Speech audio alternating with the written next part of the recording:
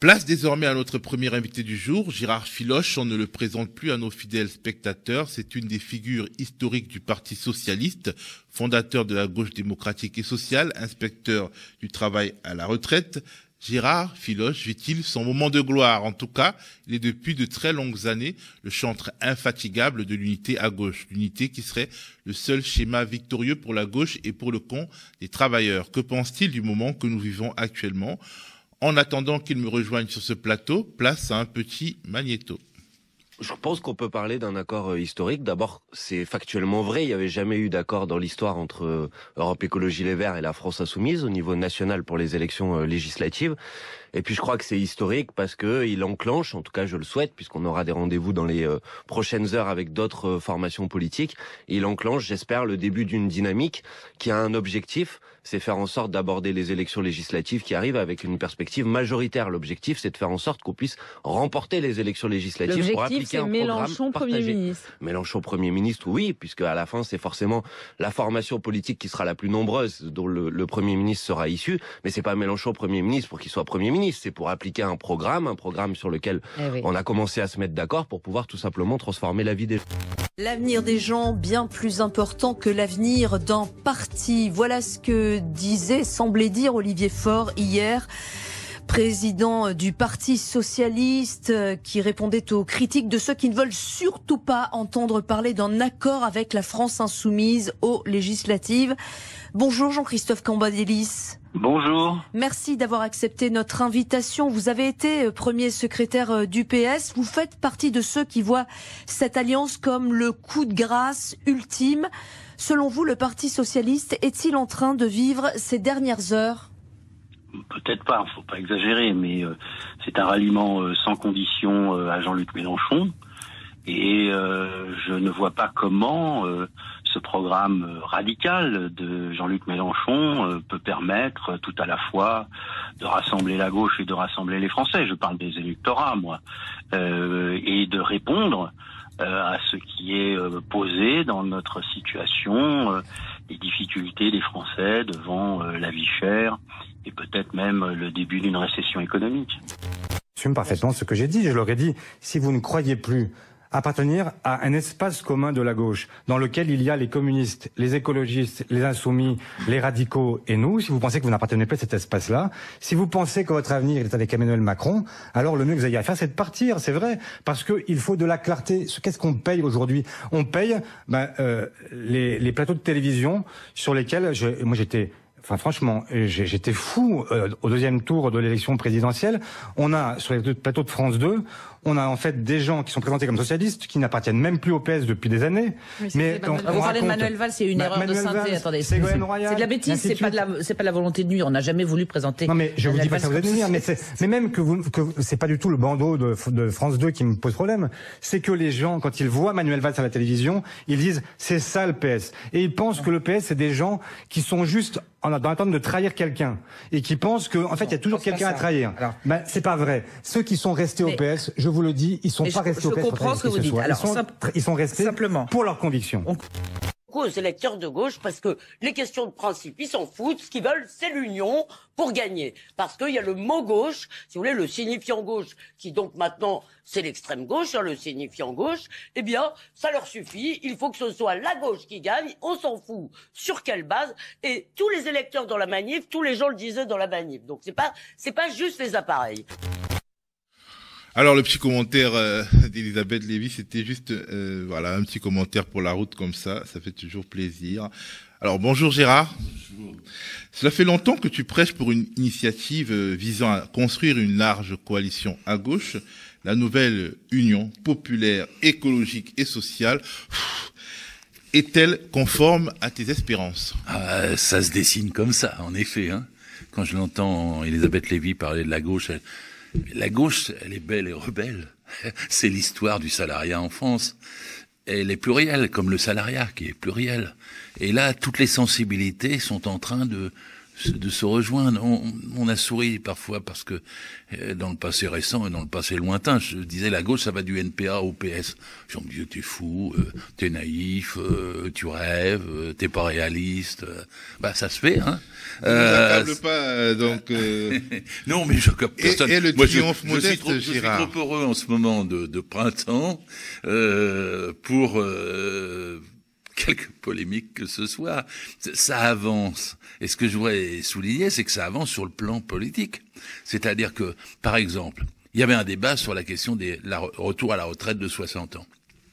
J'ai lu le texte du Parti socialiste, c'est pour la retraite à 60 ans. Il y avait un débat sur le code du travail, la loi El Khomri, les ordonnances Pénicaud-Macron. Il est question de les abroger. Vous pensez, si ça me concerne au premier chef, je me suis battu comme un diable pour qu'elles soient pas appliquées. À l'époque, c'était dans le Parti socialiste. Aujourd'hui, le Parti socialiste lui-même, on revient là-dessus, propose de les abroger. Il y avait un débat sur les salaires. Bon, le niveau du SMIC n'était pas fixé et tout. Maintenant, tout le monde est d'accord pour 1400 euros net, c'est-à-dire en fait 1800 euros brut. Moi, je préfère toujours le dire en brut parce que ça parle plus, ça inclut la sécurité sociale, les cotisations sociales, le salaire différé. Bon, il y avait un débat sur même, regardez, j'ai lu dans le texte du Parti socialiste qu'il proposait des sanctions contre les entreprises qui n'appliquaient pas l'égalité salariale femmes-hommes. Moi, j'ai passé 25 ans à essayer de leur faire prendre cette perspective avec des sanctions. Parce que on en parlait de l'égalité, mais quand il n'y a pas de sanctions, il n'y a pas de sanctions, elle se fait pas. Là, il est question d'en faire. Il y avait un débat sur 5e et 6e République. Depuis que Mitterrand avait dit que c'était le coup d'État permanent, la 5e République, le Parti socialiste n'avait pas beaucoup avancé. Eh bien voilà maintenant qu'il est pour la 6e République. Il y avait un débat sur la question européenne. C'est un petit peu plus compliqué. Bon, moi, je suis pas un fanatique du mot désobéissance. Je pense que la France n'est pas un élève. Donc, elle est assez grande pour pouvoir, si elle décide un certain nombre de choses démocratiquement, se faire entendre en Europe. Vous imaginez que si nous gagnions le 12 et le 19 juin, et c'est devenu possible, une majorité à l'Assemblée, ce sera un événement pour toute l'Europe. En soi déjà, ça modifiera le village de l'Europe. Je t'interromps 2 secondes, Gérard, pour dire que pour ceux qui veulent s'inscrire, qui ne sont pas encore inscrits sur la liste électorale et qui veulent s'inscrire pour voter lors des législatives des 12 et 19 juin, qui seront les législatives les plus importantes de notre histoire récente depuis l'alignement des calendriers présidentiels et législatifs. Ils peuvent le faire encore pendant 48 heures sur Internet. C'était important et on continue. Ah, ça c'est judicieux de le dire parce que si on veut gagner, il faut évidemment mobiliser le banc et l'arrière-banc de l'abstention pour la gauche et ça devient plus facile quand l'ensemble des sensibilités de gauche se proposent de se présenter en commun aux électeurs. Bon, s'il y a un seul candidat de gauche, s'il y a un seul candidat de gauche par circonscription, presque dans 400 cas sur 577, on est en tête au moins au premier tour. C'est-à-dire que ça change toute la donne. Je dis pas que la victoire est assurée. Je dis seulement que ça change toute la donne. Et donc c'est de gauche, l'abstention différentielle, la gauche la paye toujours très cher. Est-ce que tu penses que cette fois bien sûr, mais moi j'expliquais, à tort ou à raison, mais que l'abstention était largement due à la division de la gauche. On va pouvoir voir si, en s'unissant, nous la faisons reculer. Je l'espère, bien sûr. Et il faut parler suffisamment de cette unité, de façon intelligible. C'est une belle réussite, très difficile réussite. Parfois les médias, je regarde la droite, là, ils cognent dessus à tour de bras. Mais en vérité, le fait qu'il y ait tant de sensibilité à gauche, c'est pas un problème, c'est une richesse. Il y a plein de sensibilités chez les Verts. Ils ont eu du mal à se mettre d'accord, puis ils ont tranché. Il y a plein de sensibilités chez le Parti communiste. Et là, ils vont probablement se mettre d'accord. Je voudrais pas parier, mais ils vont trancher.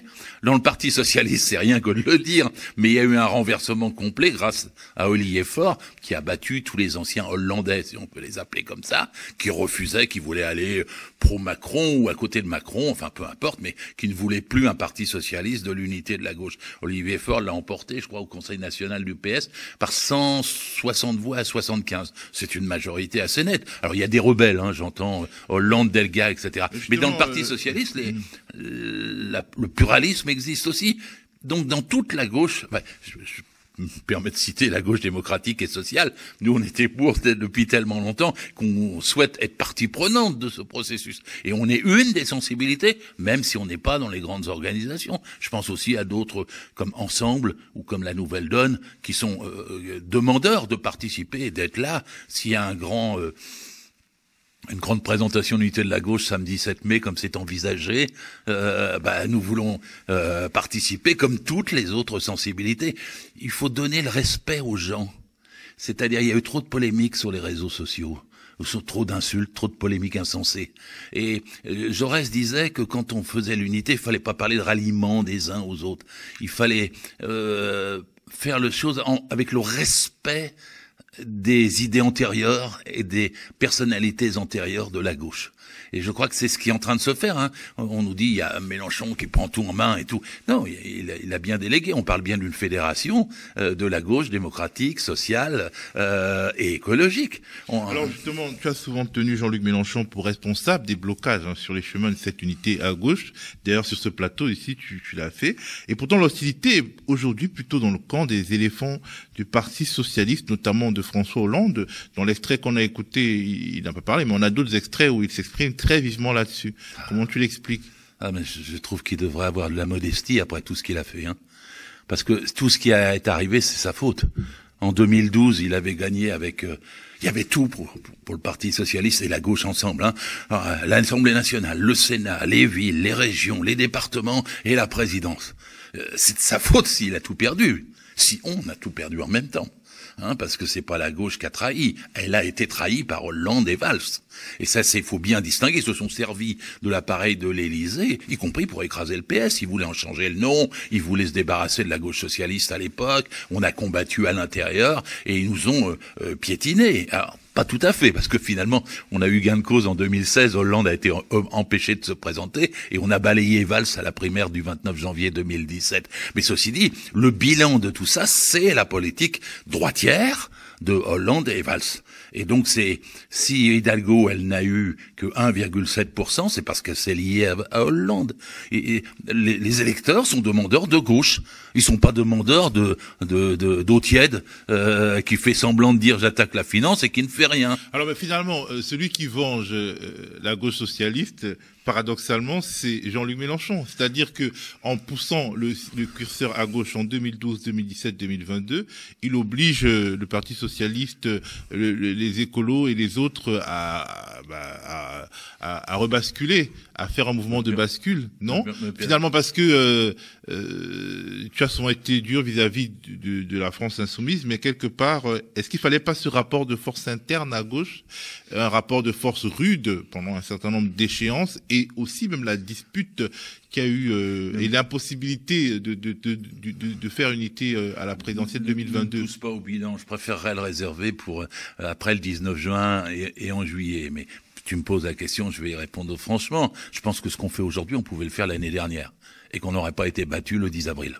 Voilà. Mais c'est-à-dire qu'en fait, c'est pas... Il y a toujours des raisons objectives au-delà des affects. Pourquoi ça n'était pas possible l'année dernière ou même avant la présidentielle? C'est là que je voudrais m'épargner de polémiquer en ce beau jour. C'est que c'est des choix qui ont été faits à titre personnel par les responsables des partis de ne pas faire l'unité avant la présidentielle. Ce que je me félicite, c'est qu'ils le fassent maintenant. Est-ce que l'unité ne vient pas de la base? Est-ce que ce n'est pas le traumatisme, en fait, des 400 000 voix qui enclenche un processus qui rend impossible la posture hollandienne, pour résumer? Sûrement que ça a accentué. Mais enfin, il y avait déjà dans tous les sondages 81% des électeurs de gauche qui voulaient l'unité depuis un an.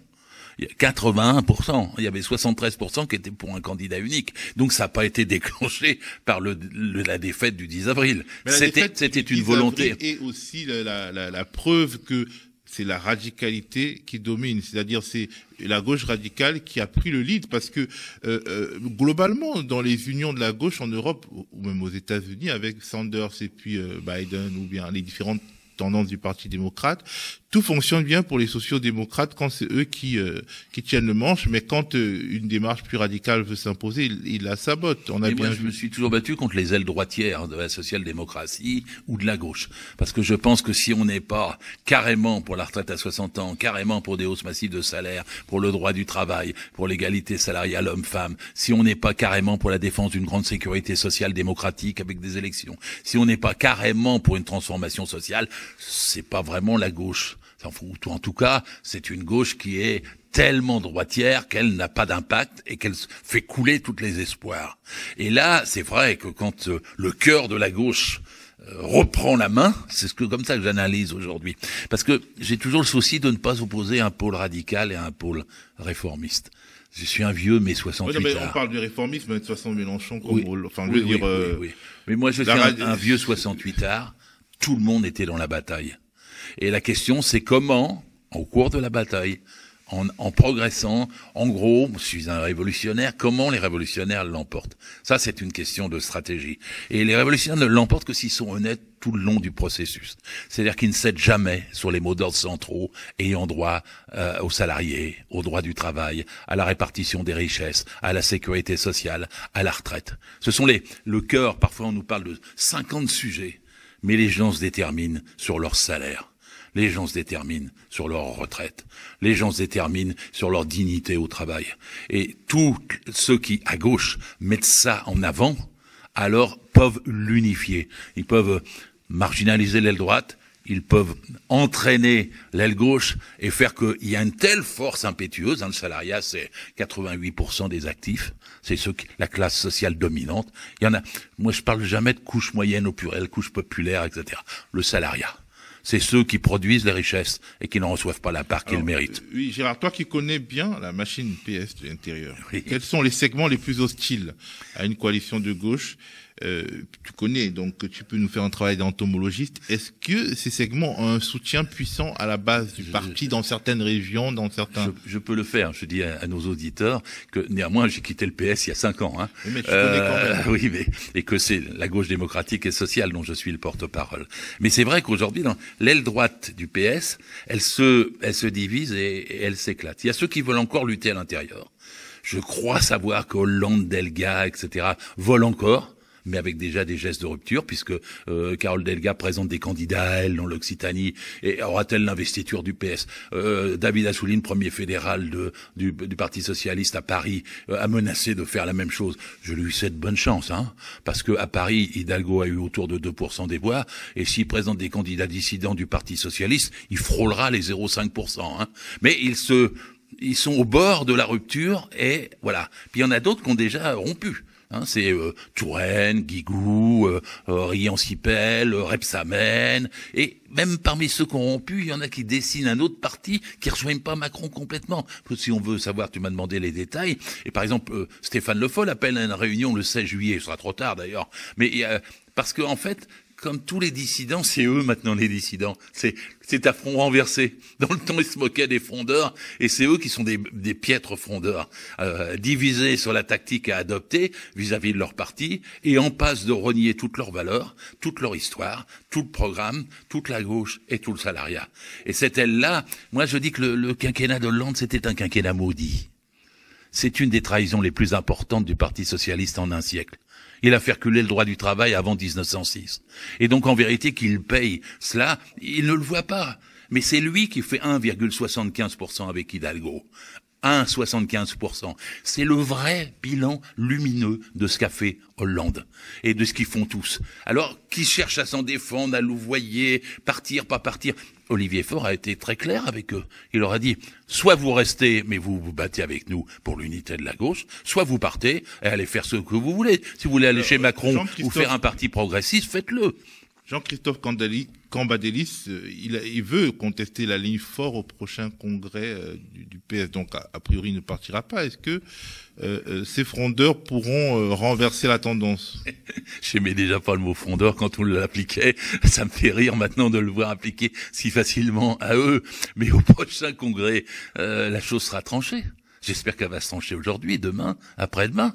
J'espère qu'il y aura des candidats socialistes avec les candidats de la LFI, du Parti communiste, des Verts, du NPA, de GDS. J'espère que quand il viendra le prochain congrès du Parti socialiste, l'aile droite sera clairement à la place qu'elle est, c'est-à-dire absolument minoritaire. Alors, qu'est-ce qui fait rouler Olivier Faure? Olivier Faure était un apparatchik, pas très remuant. Pourquoi s'émancipe-t-il ainsi des barons? Il a essayé. Moi, j'écoute de l'extérieur comme tout le monde. J'ai écouté son interview à France Inter. Il a dit il est modéré dans l'expression, son responsable, mais il a dit qu'il s'était lâché. Et c'est un peu vrai qu'il s'est lâché. Il a dit que, selon son origine à lui, qui était très modeste, ça faisait longtemps qu'il était en opposition avec le CICE d'Hollande, avec la loi El Khomri. D'ailleurs, il avait fait en tant que président du groupe parlementaire PS une lettre pour défendre le non-renversement de la hiérarchie des normes. Je le mets dans mon livre. J'ai sorti un livre sur toute l'histoire détaillée. J'en profite pour le dire parce que je fais le récit détaillé de tout cela. Et puis ensuite, après, il s'est interrogé. Il l'avoue franchement sur Macron. Et c'était il y a 5 ans. Et il a choisi de ne pas soutenir Macron. Il en a donc tiré toutes les conséquences qui étaient pour l'unité de la gauche. Et je rappelle, moi je l'avais souligné à l'époque, en été 2019, Olivier Faure, premier secrétaire, avait proposé l'unité avec Mélenchon. Il avait même proposé qu'il y ait une rencontre, un débat sur les programmes, que ce soit public et que ça soit tranché publiquement. Moi, mon opinion personnelle, c'est que ça aurait pu être fait dès 2019. Mais laissons ça, puisqu'on le fait aujourd'hui, et qu'Olivier Faure a été constant. Il n'était pas pour la candidature Hidalgo. Il n'était pas pour. Alors, ça se voit pas parce que c'était le chef du parti qui se laissait, parce qu'il avait été embringué dans cette histoire. À l'intérieur, l'aile droite lui disait, mais si tu présentes pas Hollande, tout ça, si tu présentes pas un candidat, tu tues le parti. Donc c'était difficile dans sa position de premier secrétaire. Donc il a attendu. Et d'ailleurs, il ne porte pas tous les jugements que je peux porter moi sur la campagne Hidalgo, qui a été une catastrophe droitière.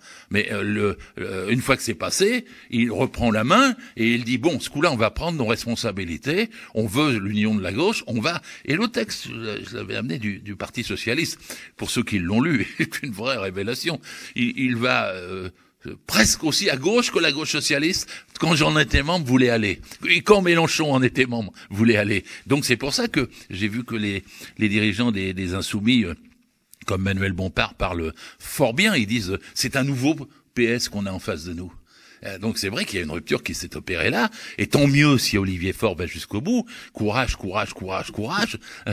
qu'il le fasse, et tant mieux si ça n'écarte pas le NPA, parce qu'après tout le NPA regardera son identité, comme tous ceux qui participeront dans l'Union populaire nouvelle. C'est une nouvelle Union populaire écologique et sociale. Le sigle est utile pour que tout le monde se sente à sa place sans perdre sa légitimité, son respect, et que tout le monde puisse travailler avec des candidatures. Nous, modestement, la gauche démocratique sociale, on propose 4-5 candidats sur l'ensemble de la liste des 577. Je ne sais pas pour Ensemble, pour Nouvelle Donne. Je mentionne que, en fait, toutes les sensibilités de la gauche, en étant associées, devraient faire dynamique. Et j'espère qu'on va faire une belle campagne avec de beaux meetings. Je suis parfois à nouveau envie de me déplacer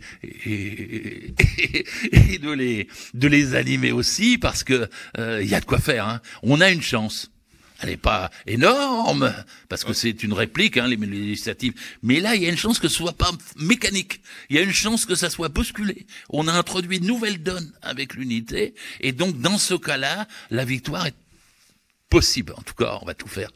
Alors, il n'y a pas que la Hollandie, les éditorialistes, la Macronie, la droite et même l'extrême droite tensent également l'accord en cours de finalisation, on s'imagine. Ils sont trop. Moi, je regarde les extraits du Rassemblement National, etc., qui cognent à tour de bras en disant vous devez pas vous unir. Eux, ils savent, ils s'unissent même pas avec Zemmour. Et d'ailleurs, c'est grand mal leur face aux élections. Et alors après, LREM, ils sont amusants. Ils savent pas s'unir entre UDI et LREM, Modem, LR, pourvu qu'ils mettent 5 candidats en face de nous, on les battra. Édouard Philippe. Oui, j'oubliais Horizon. Mais Macron veut tuer. Ça fait oui, Macron, ils sont plus complices que ce qu'il ne paraît, hein. Mais enfin, il y a quoi, 5-6 forces à droite? Eh ben, tant mieux qu'ils se présentent à 5-6 forces. Parce que nous, la gauche, on va se présenter unis. Et puis ensuite, après, quand je vois le panel, qui va de LREM, REN, LR à R, c'est comme ça le truc de ex-Gémour, là. Maintenant, il tombe parce que Bolloré soutient plus suffisamment, sans doute. Mais quand je vois ce panel-là en face, qu'est-ce qui se passe dans les législatives qui vient? Ben, il y a que la gauche qui va présenter une plateforme commune, un ensemble commun et des gens capables de diriger, capables d'être gouvernement.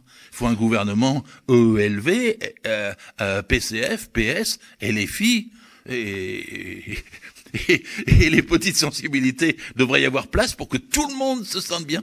Oui, mais justement, est-ce que tu penses pas qu'un retour en arrière est finalement un accord qui se limite aux insoumis à EELV enfin, c'est un risque quand même. Je crois à la dynamique. J'étais à la manifestation du 1er mai dimanche. J'échange toujours avec des centaines de militants dans ces cas-là qui viennent me voir, qui me parlent. Et alors il y avait quelque chose dans les esprits, quelque chose dans l'air. Et là, la question la plus souvent, c'est: tu crois que ça va aboutir, Gérard? Attends, c'est pas vrai, c'est pas vrai. Tu crois qu'ils vont résister? Alors, tantôt, c'était un peu contre le PC, contre les Verts, contre le PS, etc. Ils vont y aller, oui. Le NPA aussi, oui.